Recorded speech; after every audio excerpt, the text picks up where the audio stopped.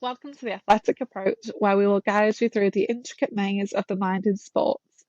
The Athletic Approach is brought to you by Culture in Sport, where we believe that culture is critical to long term success. I'm Kristen Banowski. And I'm Manisha Agarwal, and this is the Athletic Approach, where we don't just play the game, we understand it. But Yeah, it's yeah, got to be really yeah, hard as an individual to go into that knowing that you want to be recognized for you, but your best chance to be recognized is to look like somebody else.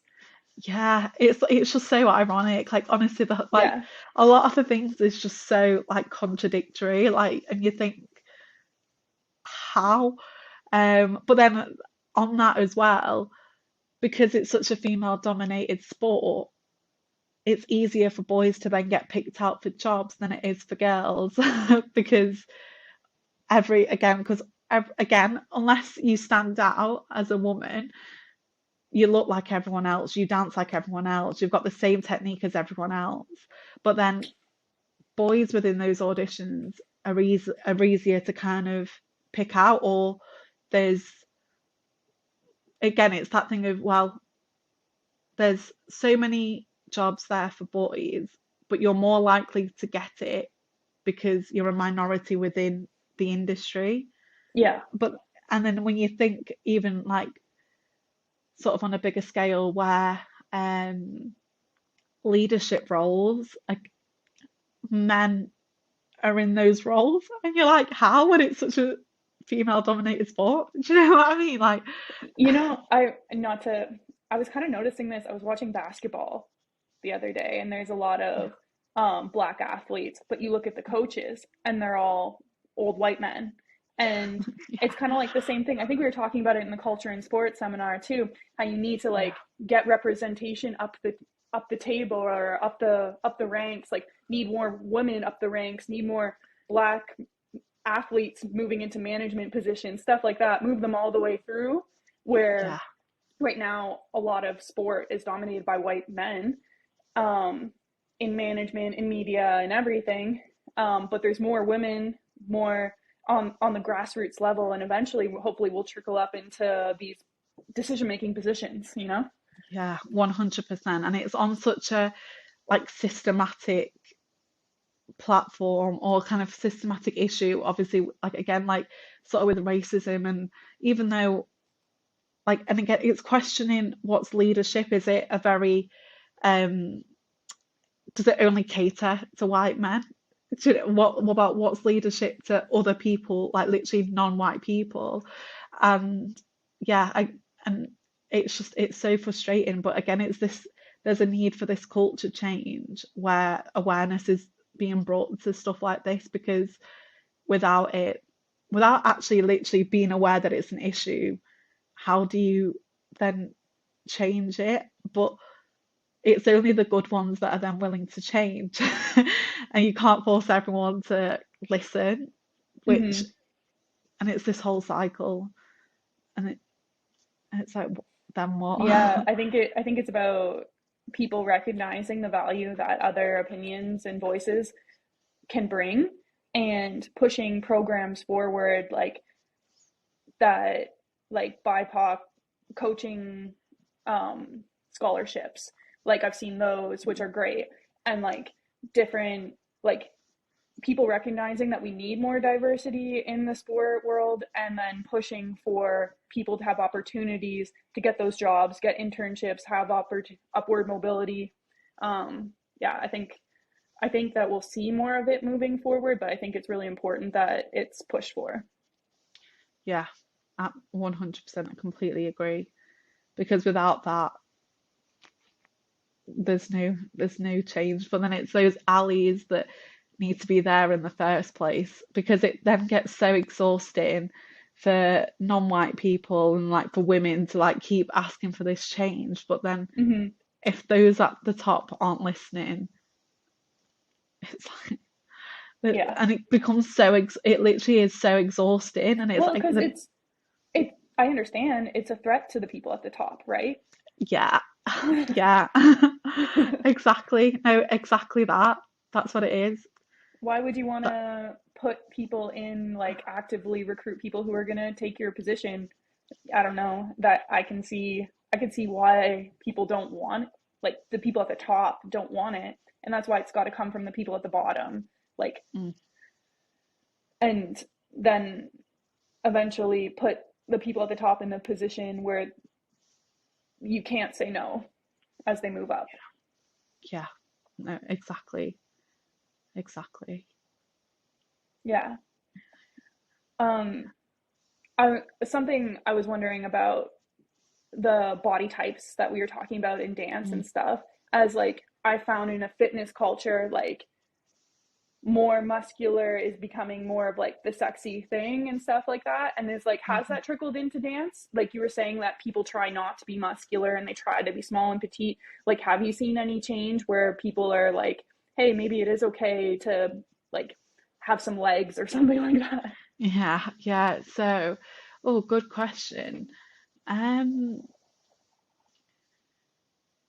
Again, I feel like it depends on the genre because Yeah. I do think ballet is still behind, but it's so like it's like you still have to be strong, but you can't be visibly strong, That makes me sad, which honestly. yeah, and I think that there is a change, but it's Yeah. very slow, and I do think there is still this culture and this normalized idea of disordered eating.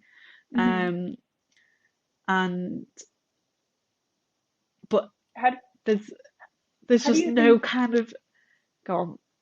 sorry, how do you think that it could be helped, all this disordered eating? Like obviously Mm, there needs to be a culture shift on what is beautiful and acceptable for yeah, bodies, but then there's also like you can be lean and thin and still eat. Like how do you change that? And I guess how do we educate people, give them resources about nutrition, I guess? yeah. So this would be through um so it would be through kind of again teachers. So they need to ensure that they're not making comments based Mm, on their bodies and not making that like it's that link. So it's ensuring that you're giving feedback to a dancer on how to improve, but it's about their technical ability, not about the way that they look. And I think that is so key. But I also think it's so difficult because the way that the dancer looks is what sells them. And mm-hmm. because they're obviously their body is their body, they're attached to it, and that's no like sort of letting go of that, but they almost become their own product. And I think it's kind of engaging with dancers on levels of self-compassion, self-acceptance, and kind of having that sort of realization that you don't have to look a certain way to get that job, but the industry needs to understand that as well.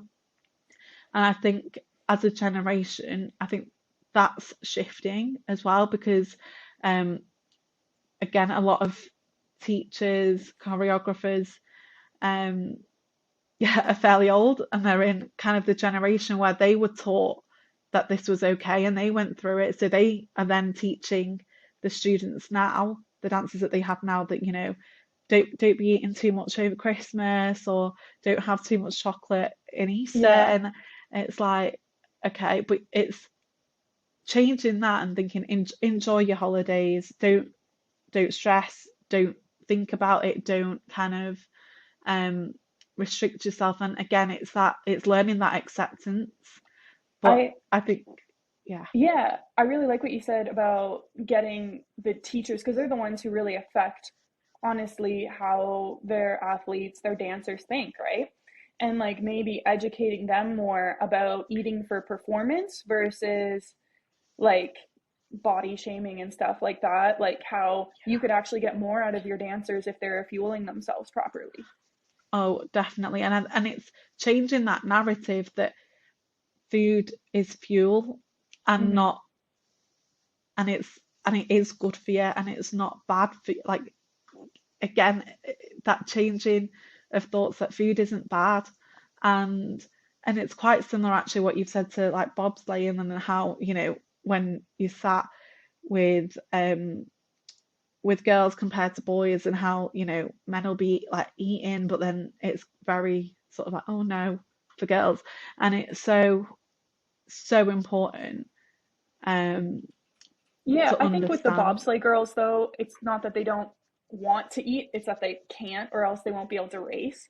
I Mm, think, and one of the things that I struggle with, or I did struggle with when I came into the sport, was being bombarded on social media with this idea of how you're supposed to eat and stuff like that. And I made a meal plan schedule, and I had dietitians and stuff look it over, and they're like, yeah, this looks great. And I lost a ton of weight, and I was a very low fat percentage, and I got myself very sick actually because my immune function went down. And now if I track my food, it's to make sure I'm eating, like my mindset has totally shifted after going through all of that. And if I track my food now, it's to make sure that I'm getting enough food, not restricting myself. And that was a complete game changer for me because honestly, I still weigh exactly the same, but I'm not starving. yeah, no, that's a really, that simple thing. Again, it's not, you're not tracking to restrict, you're tracking to maintain and ensure Yeah. that, again, you're getting that fuel for Mm-hmm. you. And yeah, no, that is so important. I really like that. No, I really do. Yeah, yeah, no, yeah, no, it is because Yeah, and I think that's the that's an thing. important lesson for a lot of athletes, especially those like all of us are attached to our Instagram or TikTok or whatever, and we all think we need to look like be certain body type, and we maybe get mixed messages on how to get there. Oh, definitely, especially with TikTok and like the fitness and the um here's an example of like what I'm eating like all day Yeah, every day, and it's and they and and on these videos it'll tell you how many calories there are in each meal, and it's like, oh, like if this person's doing this, but then other people are doing something else, and it's like, what do you follow?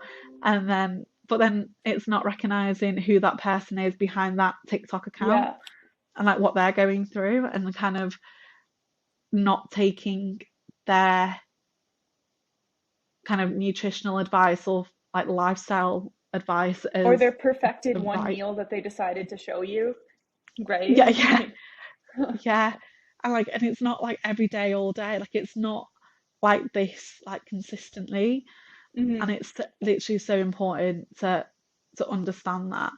Um, yeah, yeah, because I remember actually seeing a TikTok video of someone who kind of tried to get rid of this myth of how to do a certain exercise. I can't quite remember what it was, but I just remember seeing that, oh, like all the fitness girlies are telling you to do this, but actually you should be doing it this way, and that's why your back hurts because like again, because everything is for for social media, and like hmm everything wants, like everyone wants to look cute and all this, but then if you're not getting that right advice, But you're then, gonna. and then you're sitting there, and now you've received two messages on the same exercise per se, and like, who do you actually listen to there? Yeah.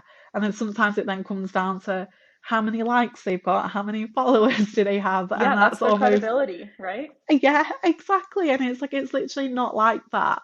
And like even when I think about like my own profession within sports psychology, there's people on Instagram that have like thousands of followers, but they're not accredited. They're not a Yes. psychologist or anything like that.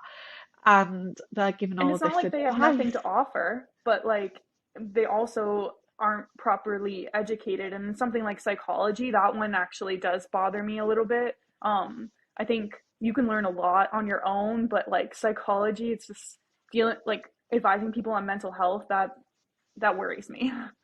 Yeah, no, exactly. And funnily enough, again, I was reading this article on LinkedIn today, and it was saying how easy, I think it was in Ireland, that you can call yourself a psychologist because there's no consequences, because there's no procedures in place.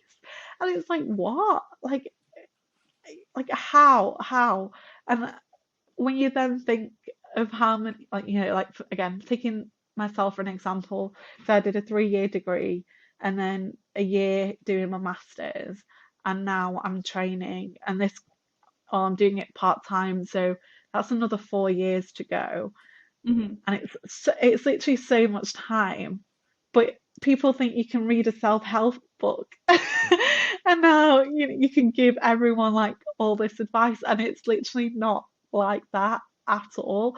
And everyone is literally so different and so specific, and you've got to meet those individual needs. But Totally. because this person has X amount of followers, or they're verified, or if you know because again, there's a few dancers that do this well in the industry, where because they've been a dancer, they've like booked all these jobs, they've been really successful, they have all this fitness advice, which obviously would have come naturally through being a dancer.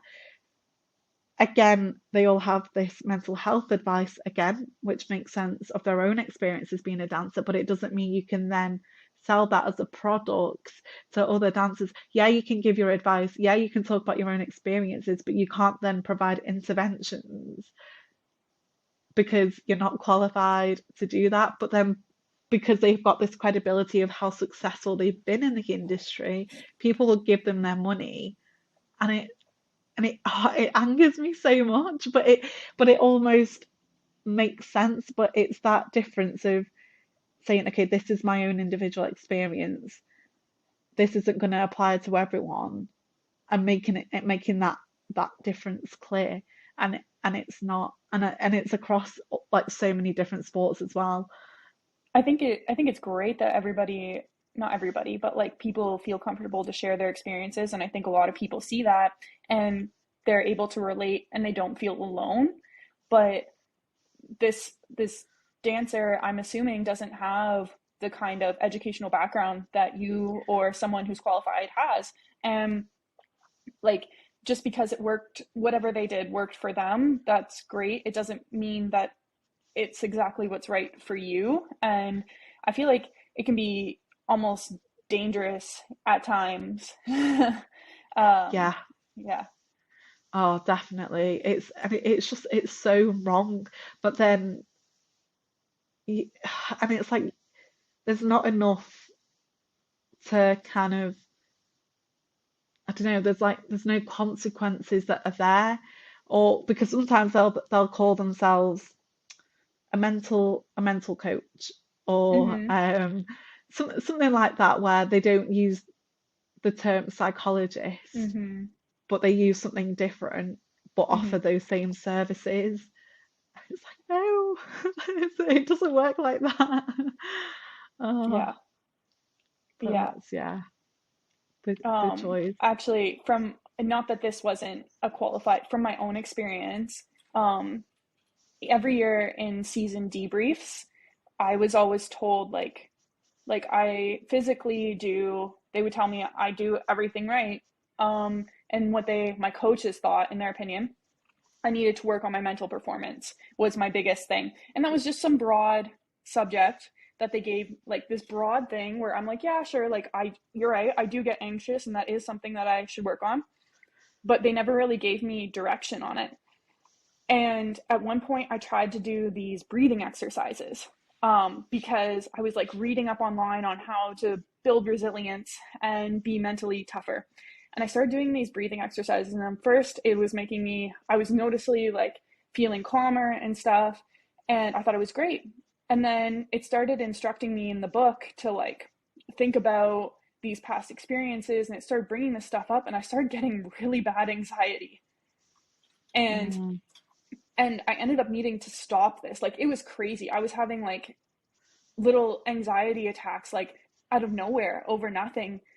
And it wow. was because these breathing exercises were stirring Mm, up these like memories that were being blown out of proportion. I didn't understand what was happening. Honestly, I still don't know what was happening physiologically, but it was kind of scary and I needed to stop doing this. And I talked to a mental health wow. professional and they were like, it's not, they're like, it's not great that these books exist, because if you're going to go, if they're going to suggest that you go through these things, you need to have a mental health professional as a guide. And this wasn't a social Mm, media thing, this was me following a book.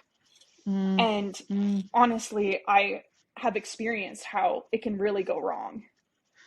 That's so interesting because it's so easy to pick up a book that looks like it's like the next bestseller, that's, got all these Yeah, and I had recommendations. done yeah, I felt like I'd done my research and I was like, how could this possibly, it's just breathing exercises. How could this possibly hurt me? I'm just trying to become more resilient. I'm trying to do what my coaches said and I'm like taking initiative. How could this do anything bad to me? Yeah, yeah. And again, and it that's a clear example that there's no one fits all approach because again, because obviously I know that we've had conversations, and if you then said to me like, well, if I asked you, would you want to kind of revisit any past experiences, that's your choice to then be, say yes or no, or maybe not so much yet, or maybe in the future, but it's having that initial conversation with someone else who actually knows what they're talking about. But then, even as psychologists, we don't always get it right, and that's fine. And we have that, that transparency with the athlete, where if something doesn't work, that's fine. We can look at something else. Um, but then this book that tells you that this is what you have to do next, you almost feel like you don't have a choice within that until Yeah. it, in your case, until it got bad where you were like, okay, I need to Yeah, it was stop. encouraging me to bring up hard memories and stuff like that and past traumas. And then suddenly I'm sitting there and it's like constantly in my head. And I was like, looking back, I'm like, that was kind of crazy. To like just go on this adventure on my own to try and build some mental resilience. And then it encouraged me to dig up like things I was really like, I don't know if I was just burying in myself or something like that. And then Mm, I was literally like not sleeping at all for a little bit and like it was rough. wow, wow. Yeah, well, it's good that in the next few episodes, like in this season, we can obviously have sort of talk Yeah. about kind of the mental skills and stuff that Yeah, that I'm we've excited to discussed. talk more about mental skills and what you have to offer, and as well more about women and marginalized groups in sport. I'm really excited to talk to you about that and hear more of your opinions. And that's a wrap for today's episode of The Athletic Approach. We hope you gain new insights into the mental dimensions of sport performance and are inspired to dive deeper into this fascinating field. The Athletic Approach is produced by Manisha Agwal and Dr. Jeremy Piasecki at Culture and Sports. If today's discussion sparked your curiosity and you want to learn more, head over to cultureandsports.com. We've got a wealth of resources, articles, and research to help you understand the mental game even better. And don't forget, you can also connect with us on your favourite social media platforms. Whether you're on Facebook, Instagram, Twitter, LinkedIn, TikTok, or YouTube, you can join our community for more insightful discussions, expert tips, and a behind the scenes look at the world of mental sports performance. Remember, the mind is a powerful tool in any athlete's training. The more you understand it, the better your game. So keep learning, keep growing, and keep pushing your limits. Thank you for tuning in to The Athletic Approach, where we go beyond the physical and explore the psychological. Until next time, stay strong, stay focused, and embrace the mental game.